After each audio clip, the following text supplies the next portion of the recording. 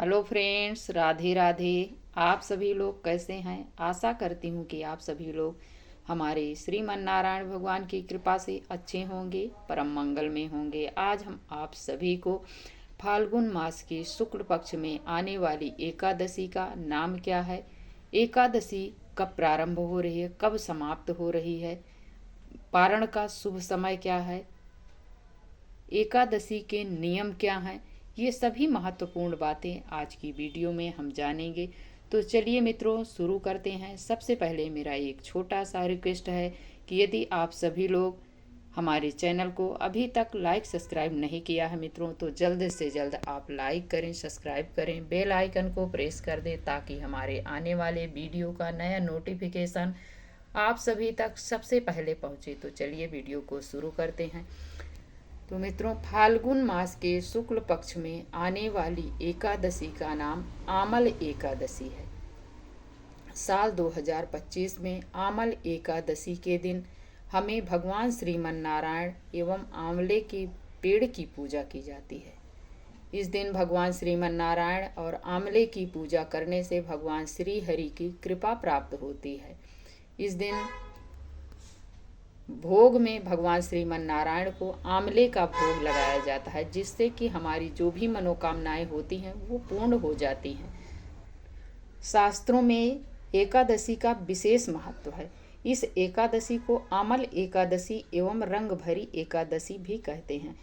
एक बार भगवान श्री हरि के मुख से चंद्रमा के समान प्रकाशीय बिंदु प्रकट हुआ, पृथ्वी पर आ गिरा। उसी बिंदु से आंवले के पेड़ की उत्पत्ति हुई। इसी के कारण से आंवले के पेड़ की पूजा की जाती है। यह फल भगवान श्रीमन नारायण को बेहद प्रिय है। इसलिए एकादशी के दिन, फाल्गुन मास के शुक्ल पक्ष में आने वाली एकादशी आमल एकादशी को, इस दिन भगवान श्रीमन नारायण को आंवले का भोग जरूर लगाना चाहिए। इससे मनुष्य की जो भी मनोकामना रहती है वो पूर्ण होती है। और इस दिन आंवले के वृक्ष में भी पूजन किया जाता है। एकादशी के दिन तुलसी छूना वर्जित माना जाता है। दूर से दीपक जलाएं, धूप जलाएं, परिक्रमा लगाएं, लेकिन इस दिन ना तो तुलसी माता तोड़ी जाती हैं, ना इस दिन इसमें जल चढ़ाया जाता है, स्पर्श नहीं किया जाता है। एकादशी 3 दिन की श्रेणी में आता है ये व्रत। दशमी से लेकर द्वादशी तक इसके नियम होते हैं। दशमी को एक बार भोजन ग्रहण किया जाता है, शुद्ध एवं सात्विक। एकादशी के दिन एक बार फलाहार किया जाता है। द्वादशी के दिन एक बार भोजन ग्रहण किया जाता है, वो भी शुद्ध एवं सात्विक। 3 दिन शुद्ध सात्विक भोजन ग्रहण किया जाता है। अब जान लेते हैं दशमी के नियम। दशमी के दिन बाल, नाखून, कपड़े वगैरह घर की साफ सफाई की जाती है। ब्रह्मचर्य का पालन किया जाता है। जमीन में शयन किया जाता है। प्याज, लहसुन, मांस, मदिरा नहीं खाया जाता है। इस दिन चना, मसूर की दाल, कोदो, बैगन, मूली, ये सभी चीज़ें वर्जित मानी जाती हैं। इसलिए दशमी तिथि को ही हमें घर की साफ सफाई, मंदिर की साफ सफाई, बाल वगैरह महिलाओं को धो लेना चाहिए। नाखून, बाल वगैरह जो भी है दशमी को ही काट लें। इसके बाद एकादशी के दिन सुबह भोर में उठकर स्नान किया जाता है। स्नान करते समय गंगा जल मिश्रित जल से स्नान करें या आंवले का रस डालकर स्नान करें। करने के बाद शुद्ध एवं शुद्ध धुला हुआ वस्त्र धारण करें। पीले रंग का है तो अति उत्तम है, पहने। और पहनकर सबसे पहले अपने घर के पूरे घर में गंगा जल का छिड़काव करें। फिर इसके बाद अपने घर के मंदिर में अपने व्रत का संकल्प लें। संकल्प लेते समय अपना नाम, गोत्र, स्थान, जो भी मनोकामना है वो बोलें, और बोलकर जो भी हाथ में जल और पुष्प लिए हैं उसको भगवान जी के चरणों में छोड़ दें। इसके बाद जहाँ पर आपको भगवान जी की पूजा करनी है वहाँ पर एक पीले रंग का शुद्ध वस्त्र बिछाएं। एक पटा लें, पटे पर पीले रंग का वस्त्र बिछा लें। बिछाने के बाद पुष्प या तिल का आसन देकर भगवान श्रीमन नारायण की विग्रह को स्थापित करें।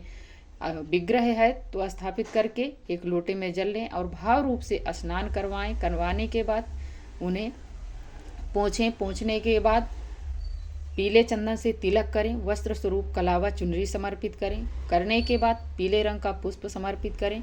फिर सबसे पहले हमें दीपक प्रज्वलित करना चाहिए। दीपक प्रज्वलित कर लें। करने के बाद हाथ में थोड़ा सा जल पुष्प लेकर सभी देवी देवताओं का आवाहन करना चाहिए। बिना आवाहन किए आपकी पूजा को कोई स्वीकार नहीं करता है, इसलिए हमें आवाहन करना चाहिए। करने के बाद फूल और जो जल लिए हैं जल के लोटे में छोड़ दें। पूजा करने के बाद उसे सूर्य भगवान को अर्घ दे दें।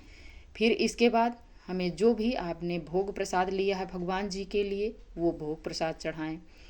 तो भोग में इस दिन आंवले का भोग भगवान श्रीमन नारायण को लगाया जाता है। इस दिन आंवले में पूजा की जाती है, भगवान को आंवला समर्पित किया जाता है। उसके बाद आप जो भी ऋतु फल हो, मिश्री हो, जो भी मिठाई हो वो भोग लगाएं और जल जरूर रखें। रखते समय हमें तुलसी दल जरूर डाल देना चाहिए। बिना तुलसी दल के भोग प्रसाद नहीं ग्रहण करते भगवान। फिर इसके बाद हम धूप जलाएंगे। धूप जलाने के बाद हम कपूर से आरती करें।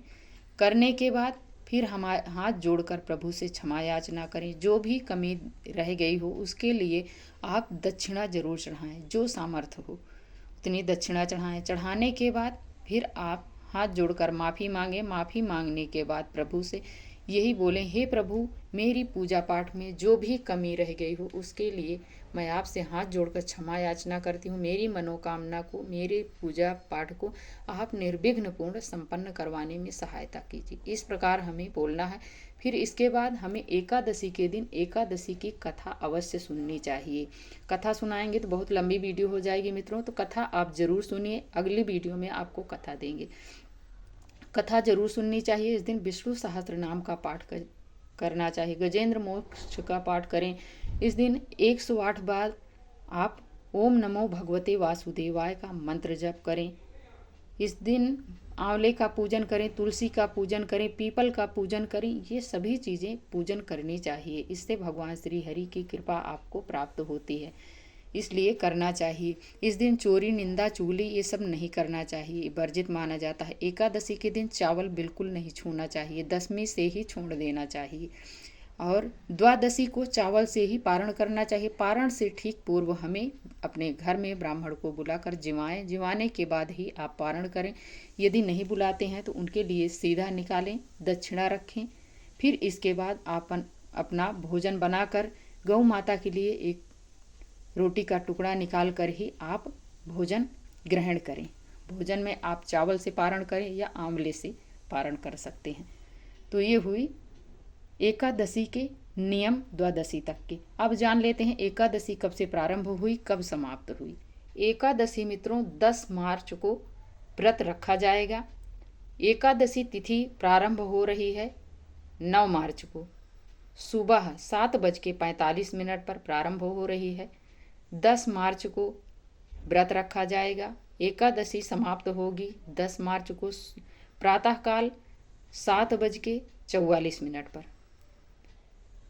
11 मार्च को पारण किया जाएगा। सुबह 6:26 से लेकर 8:13 तक पारण का शुभ समय है। हमें द्वादशी में ही पारण हमेशा करना चाहिए, तभी हमें एकादशी का पूर्ण फल प्राप्त होता है।